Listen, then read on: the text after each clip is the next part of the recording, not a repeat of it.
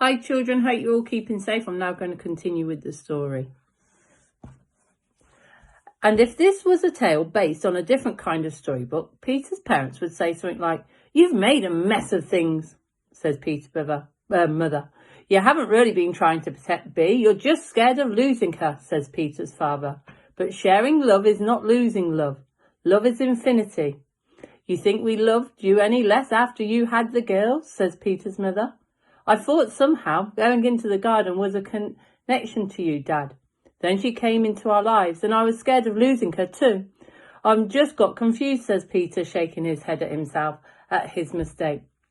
"You've got a good heart, Peter. You've just lost your way," says his father. "What should I do?" he asks his parents, needing their help more than ever. "Oh no, we don't give solutions. We just highlight emotional themes," says Peter's mother. For you see, this tale isn't based on that kind of storybook.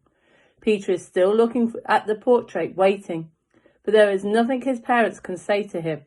It's just a painting after all. Deflated, he turns his back on the portrait. Peter walks out of the house, determined, his shoulders back. He knows exactly what he has to do. Peter returns to what is left of the burrow and gathers his family into a huddle. "I'm going to London to bring Mr. McGregor back," says Peter. "Why would you bring back the murderer who's been trying to murder us?" asks Flopsy. Peter pauses and thinks for a moment, choosing his words very carefully. "Because Bee likes him and she deserves to be happy," says Peter. "He has figured out how to make Bee happy again. He can fix this mess. He knows he can." "You mean the only way we can get back to how it was before is by playing love doctor to humans?" asked Mopsy. "It does sound crazy when you say it out loud, but 'cause all of this and I let you all down. I'm really sorry," says Peter. "I prepared a speech," Peter reads from a piece of paper. "I should have listened to you, Benjamin, not just about this, about everything. You're so much wiser than me. It wasn't about the garden," Peter says and touches his jacket, his dad's jacket. "I don't know where I'd be without you." "In a pie, probably," says Benjamin, with a little chuckle. He smiles at Peter. Peter smiles back and then looks again at each of his little sisters. He loves them all so much. He never wants to risk their lives or their happiness ever again. They are all the family he needs now. When she leaves, Cottontail breaks the silence. Peter swaps for caring brother mode to battle brother mode.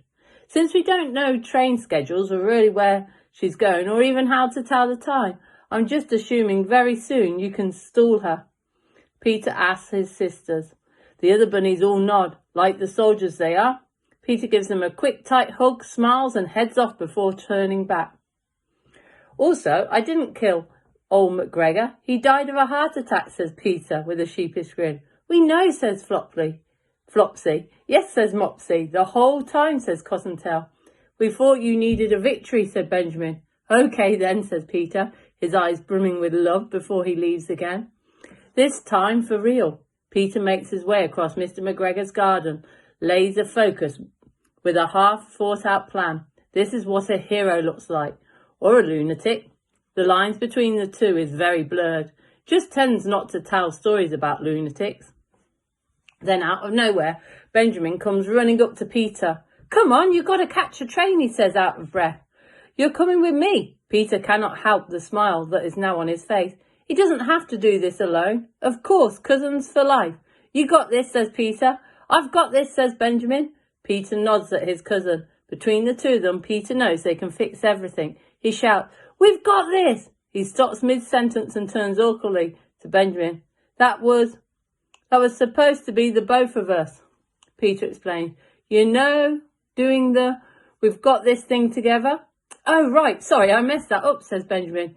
"No biggie, let's go again," says a determined Peter. "We've got this!" Benjamin blurts out. Peter sighs. "Let's go on 3. 1, 2, 3, counts Benjamin.